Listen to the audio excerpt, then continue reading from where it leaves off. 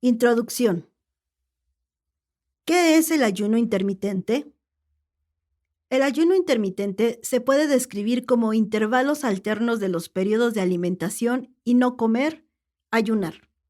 Simplemente significa que alternas una ventana de alimentación y una ventana de ayuno. El periodo de tiempo para cada ventana variará en gran medida dependiendo del protocolo de ayuno que adopte. Su cuerpo está estructurado para una transición suave entre los estados de ayuno y alimentados. Cuando está en el estado alimentado, el nivel de insulina se eleva, lo que indica al cuerpo que almacena todo el exceso de calorías en las células de grasa. La quema de grasa también se detiene y el cuerpo quema la glucosa de su comida anterior en su lugar.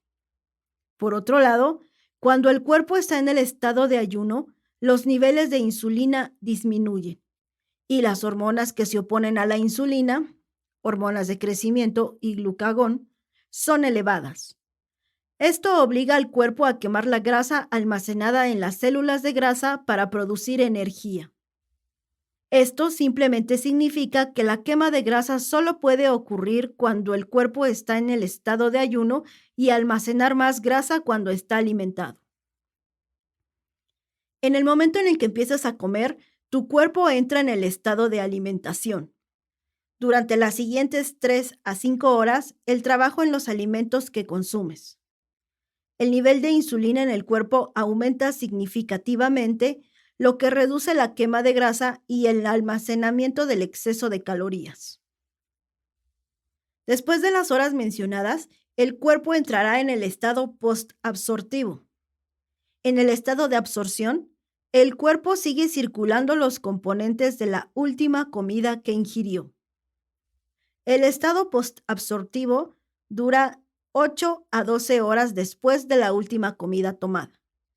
El cuerpo tarda 12 horas en entrar en el estado de ayuno por completo.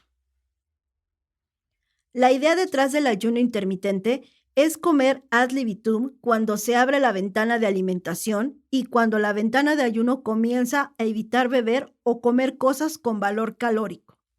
Pero se permite el té o el café endulzado con stevia.